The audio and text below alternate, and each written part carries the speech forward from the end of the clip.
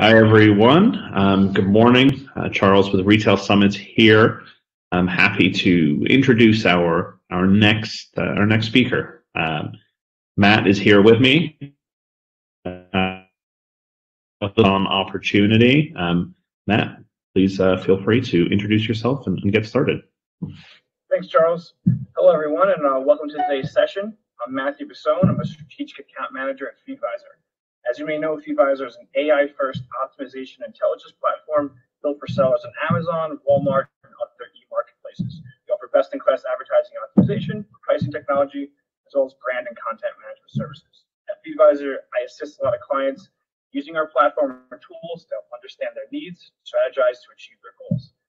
Very excited to be speaking to you about the topic here we have today, Amazon opportunity, how beauty and personal care brands can grow online.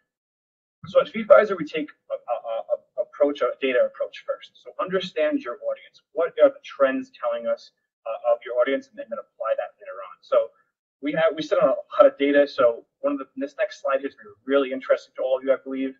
And what it's really showing you is inside the beauty and personal care subcategories, quarter over quarter since the pandemic started in Q1 2020, how have those changed over time?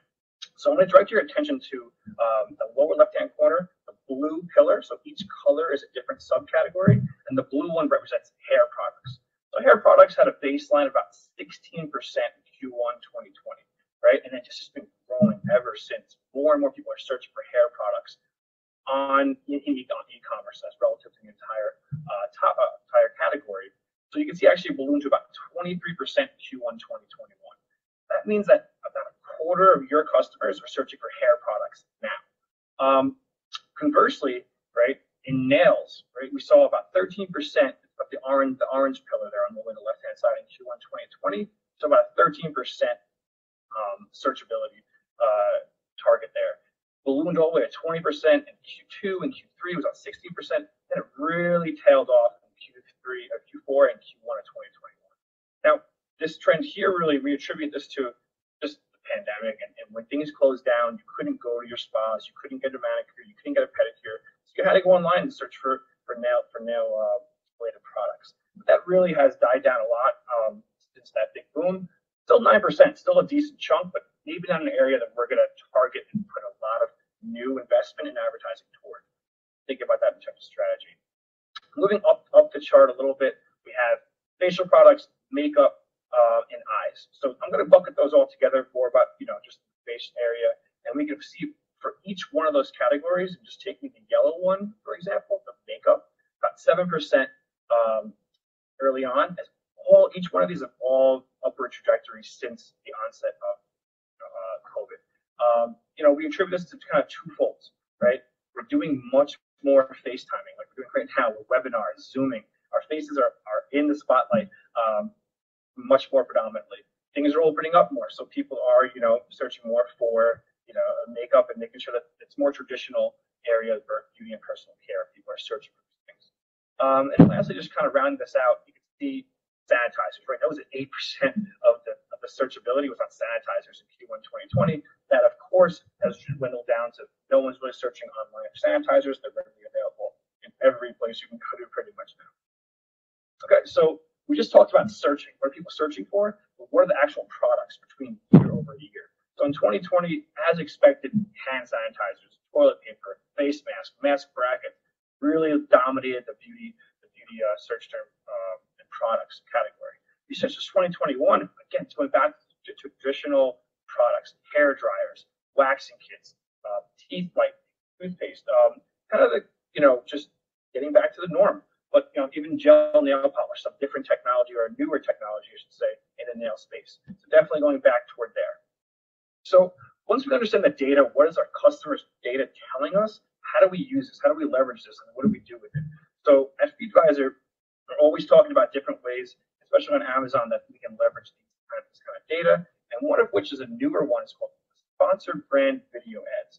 And this is something that just came out of beta phase for Amazon, but some of you have seen it, maybe some of you haven't, but I guarantee you all will be in the future. If you just put your eyes to the right, someone's searching for electric toothbrushes for adults, right? And you see kind of the normal listing, 4 items per row. They show you the price and the rating on there. The third row down, you kind of spotlighted this, but you can see that there's a video and there's actually just one product next to it. This is really just a mini commercial that will just automatically run as you're scrolling down the page. Really catches the customer's eye. Really clickable advertisement. You see a lot of good turnover from. This is something that we help our clients just really emphasize and build and really target spending on that area. Okay. So at Feedvisor, we also do a once-a-year brand survey. So we survey like 1,000+ brands and companies and ask them just various questions. And actually on sponsored brand video ads, we ask who's using them. And over about sponsored brands in general, about half of the brands are starting to use this. This is technology that's definitely growing. And more than half agree that this is where we generate the greatest ROAS, which is return on ad spend. Every dollar that I'm spending, what am I getting back in terms of revenue? This is definitely an area where it's growing. People are seeing the return on their investment. We at Feedvisor really believe that it should be a full funnel strategy, just not necessarily just pigeonholing to this. We really need to target brand awareness, who customers are, and also drive sales. We'll talk more about that full funnel on the next slide. And at Feedvisor, we do support all Amazon ad types, including sponsored brand videos, powered by the most precise AI-driven technology for automating and optimizing your advertising strategies.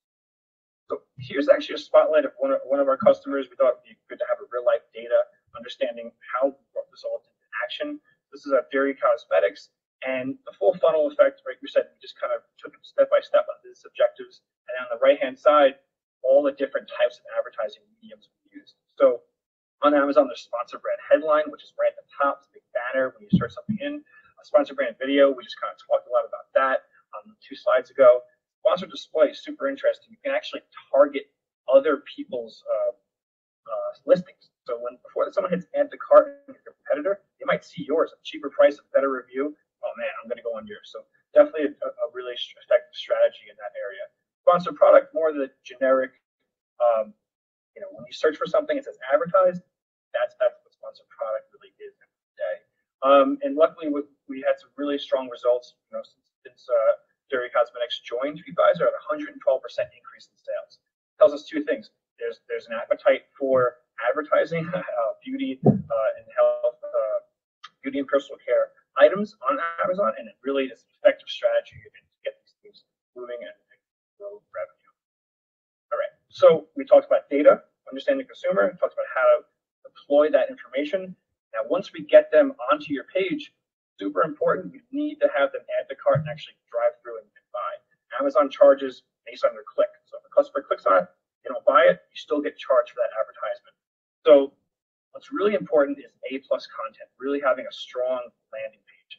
So there's two images here, both of which are very valid and very valuable. But you can see on the middle one has more of the black and white, just bullets explaining, just what the product really is. But all the way to the right, you can see kind of like a visually stimulating, understanding, and really selling you a type of brochure kind of format where you can really understand the product, you can really see it, really sell it, really click on it, and make sure that you get that conversion from there. So we help our clients formulate and use these kind of content as well.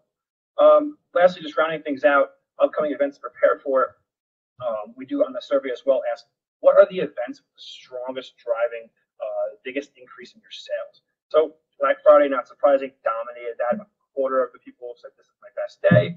Then coming in second and third is actually 2 Amazon-specific days. So just understanding that 17%, 62% are coming from them. Number 4 is Cyber Monday. So really make sure you have your advertising strategies all into place. Make sure you have your mediums ready, make sure your video heads are ready, make sure all your inventory done for these days will make or break your year. So just rounding this out here, if you ever want to get in touch with us, it's feedvisor.com/connect. Grow, sell, and win.